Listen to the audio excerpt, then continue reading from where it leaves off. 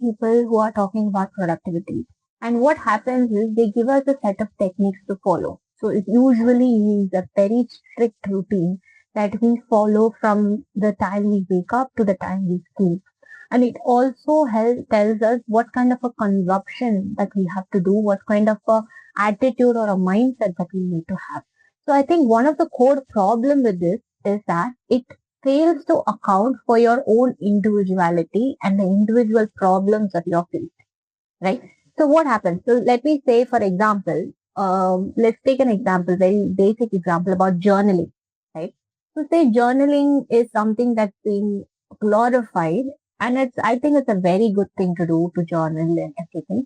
But none of us really know what journaling is, because all I can think about journaling is, I think as young as I was, I used to write diaries. And during those times, the only thing I used to write was what happened during the day. I used to write like, I went to school, came back, I bought this, I bought that.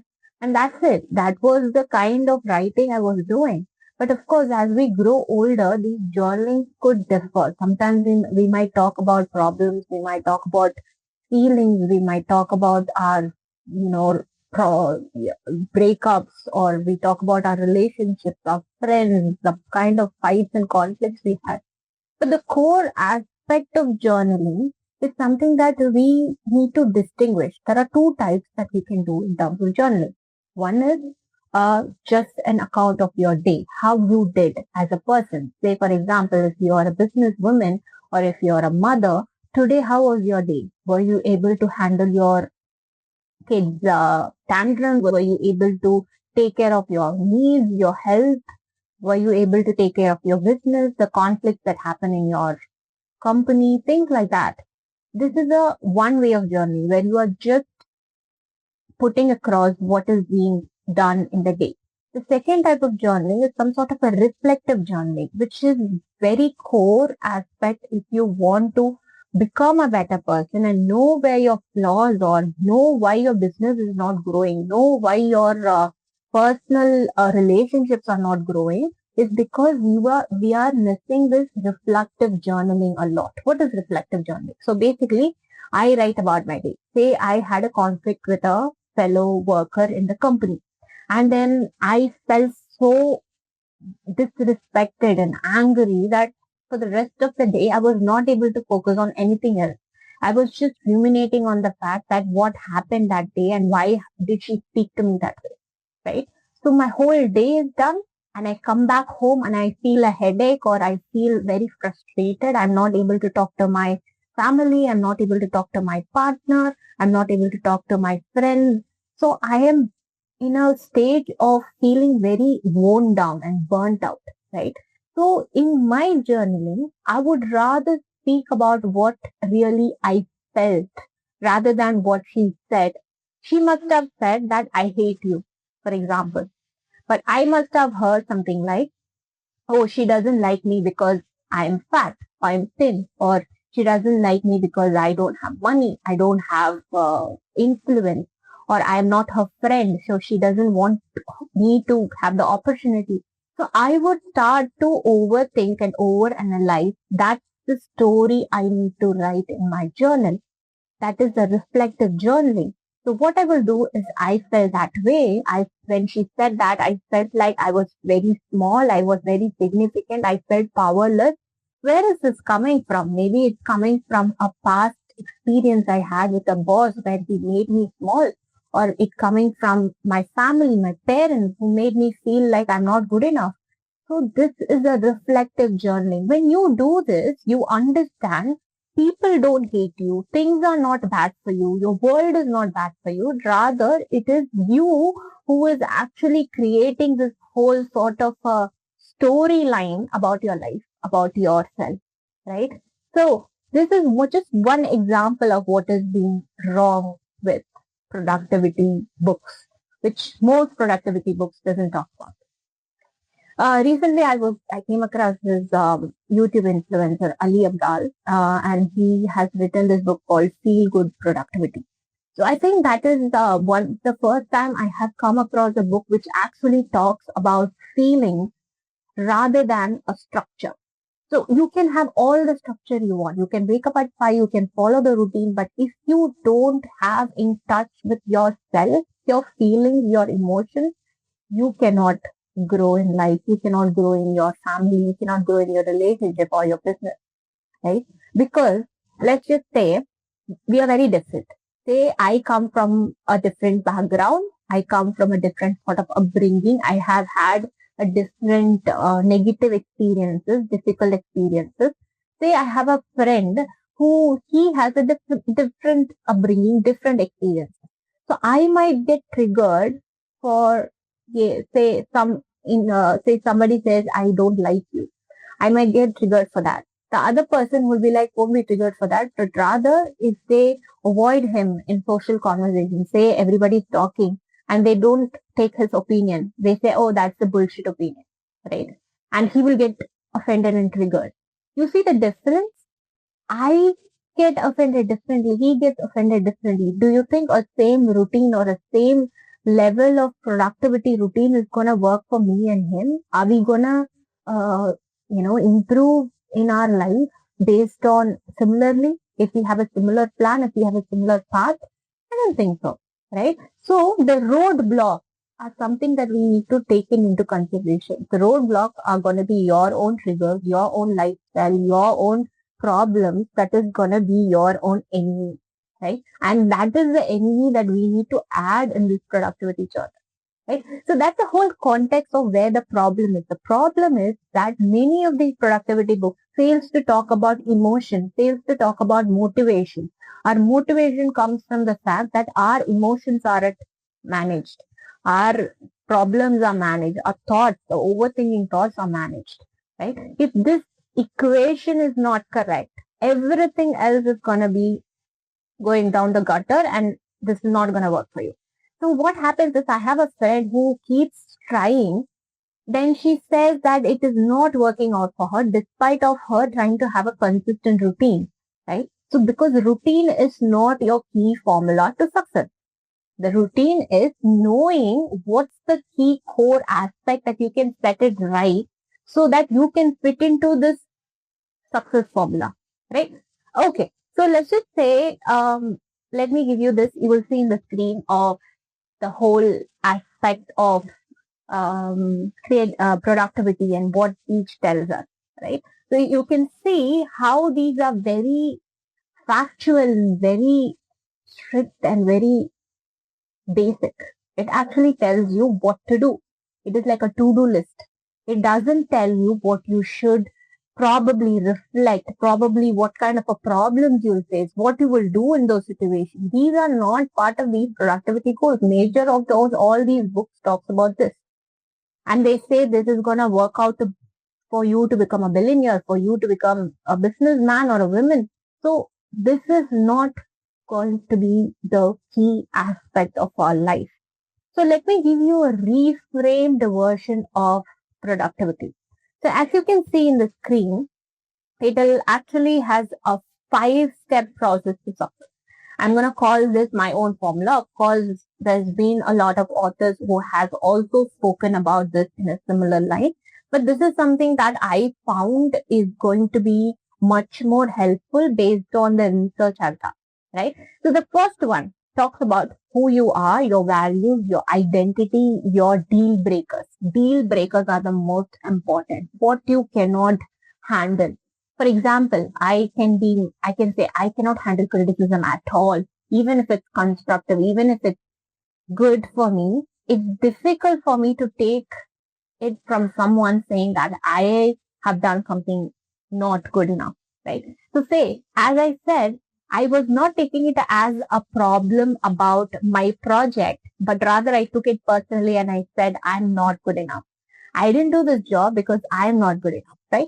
So there are deal breakers. We need to know where is this coming from. So who are you? I'm a so and so, and I enjoy this. I don't like this. I have this identity as say I'm a good person, or I'm a kind person, or I'm a brave person, I'm a strong person. Whatever is your identity, you need to define it properly. That is your first step towards success. You need to know where you stand. And in this stage, do not try to equate your identity with someone else. Say, for example, when you read these books, you see them as somebody who's already disciplined, already capable of thinking about having a business or having a strict family life, boundaries, all of this. They are, you kind of see that these people are sorted. And I am not asking you to look at yourself as sorted. Just look at yourself as who you are. You can be sorted, you can be not sorted. And that is very subjective for us to say. Say, I can say that if I'm a homemaker, I feel sorted. But then as somebody from outside might not look at me as sorted, right? Sorted, I mean, like you feel that this is what you enjoy, this is your life, and you want to be the best in this life. You don't want what they have, right? So the first aspect, when you set it right, who you are, your identity, your deal breakers, the things that you enjoy, that you don't enjoy, it's going to be a first step. So the second step we are talking about is create a technique file. So this is where I'm going to give a disclaimer. I am not against the books that talk about productivity. I'm not against those books that give you these techniques to improve or become a billionaire or become successful. Read those books, consume those books, but then have this discerning mind to know what is going to work for you, what is not going to work for you. How are you going to know this based on the first one, which is what you enjoy, what you hate, what kind of a deal breakers you have, right? So what you have, for example, I hate writing. Maybe I'm like dyslexic. You know what dyslexic? Somebody who cannot write. So in terms of this craft, we are reading and writing. It's not something that is natural for them. So journaling is not going to help. So maybe instead of journaling, I'm gonna do a personal audio vlog or a video blog or an audio note every day to say how I'm doing. Maybe I can hear them back and see how it's working out for me. So there are these deal breakers. These techniques are gonna say that you have to wake up at 5. So say if it's not something that say you are taking some medicines or you are a mother, you've been up all night and you cannot give out sacrifice sleep for that. Health has to be stable if you want to keep growing. So if you are somebody who is constantly having work and you're staying until 1 or 2 a.m. And then of course you need to make your life flexible so that your goals are being set. At the same time, your whole routine is going on. These techniques I was saying, these productivity techniques, read them, see what's working out for you based on what you enjoy, based on what you don't, based on your deal breakers, and you create your own file. For example, for me with anxiety, I was trying out many things like grounding exercises, which I used to do. Basically, things I see, things I hear. It basically grounds myself when I'm anxious. But that didn't work for me much. So over the time, I have found something called a box breathing. Basically, you breathe in 7 times, breathe out 7 times, and then you maintain 7 times. So it's something that works for me, right? I have to do a trial and error based on what works for me. There are certain things that might not work for you in these productivity books. Take it off the pile. Add it to the pile what is working out for you. And you also have to match it with the goals that you are having for yourself. For example, if your goal is to have a good social life, then your pile has to answer that. Pile has to be something that you do. Maybe you have a pile where you help to put yourself in situations where you have to talk to people, or you keep practicing how to say no and be assertive, or when you are having emotional state where you are feeling very down, how can you manage those emotions before you get into a decision? Say you have to make a decision, you're feeling very anxious. Always if you can, put those decisions away until you feel calmer. Right? So there are these techniques that you can put it into file. That is your second step.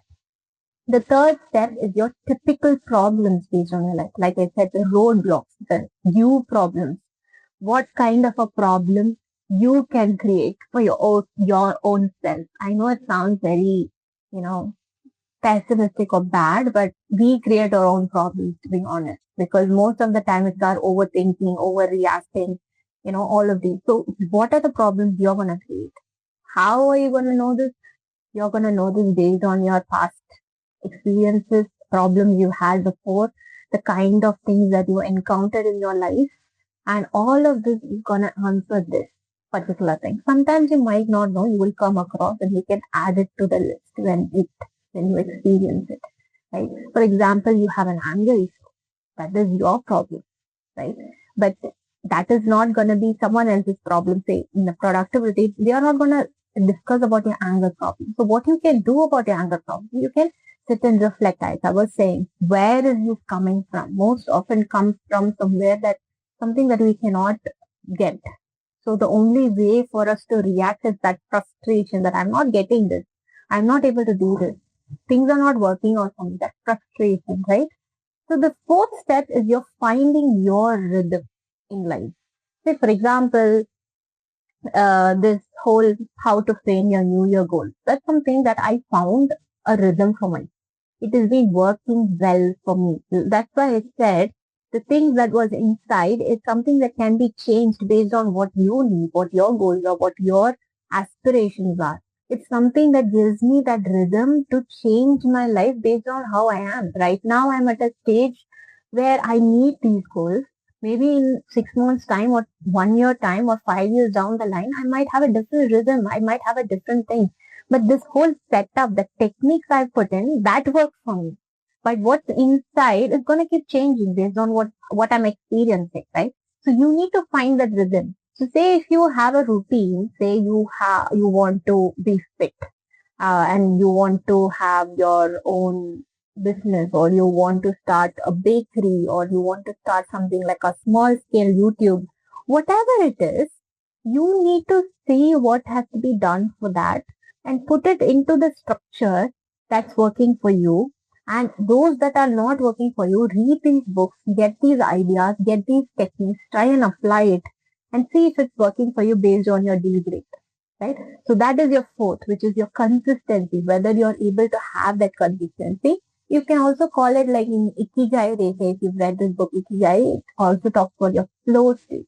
Like there are people who can work in and be very calm and like they're enjoying themselves, like they are in a trip or a tour, or they are like doing the things that they enjoy. That's your flow state. It doesn't feel like work at all. So you need to find that flow state based on these last four steps I've been talking about. And finally, you have created your own productivity mantra, right? So the own productivity mantra is going to be like something that we have created over the last four steps. So if you can see in the books, you would not find these concepts. You will not find how to get this productivity mantra. It's because this is something that is very unique to people. It's very unique to your goals. We are all very different. So I would encourage all of you not to chase these books and try to use that as it is into your life and say, oh, these productivity books are not helping for me. Oh, these goals are not helping for me. Oh, all this, videos I'm watching related to productivity to become the best self, to be the version in this life is not working out for you because you're taking off the third most important step. The third step is the most important step. It's not knowing your own deal breakers, not knowing your own background. You need to know what you're working with, right? You need to know what kind of a demon you have in your life so that you know how to control them rather than them controlling, right? I believe that this is a very simple analogy that I've put across to all of you. And it kind of works only because I have seen in people who have been very successful, very, they are very good at their work. They can go from one work to another. But personally, there is this phase that they never look at. They feel unhappy. They feel that they've not achieved enough, that they feel that there's a hole in their heart. And I know that there's a lot of people who have hole in their heart because I was one of them as well. And I still have hole in my heart time and again when time comes. But then what I'm saying is this hole in the heart, if you're able to take care of that, if you're able to understand that and empathize and overcome that hole in the heart, that is your key to your success. You can achieve whatever you want if you know how to deal with this hole. and you will know that only when you follow your own mantra rather than these strategies. So I hope that this is an eye-opening video for all of you. I know that a lot of people might not be happy to hear that I'm criticizing these books, but then I'm not criticizing. I'm just saying that it is not the way that you're supposed to use. You have to use these books differently. And I believe that this is going to help you in much more a better way in this new year. And do let me know in the comments if you've tried and tested this model. Do come back to me with your thoughts, with your feedback in the comments, and I will be leaving this particular format in the description below. And I hope that this video was helpful, and I thank you for all of you for listening. And if you like this video, follow, like, subscribe, and comment. And until next time, bye bye.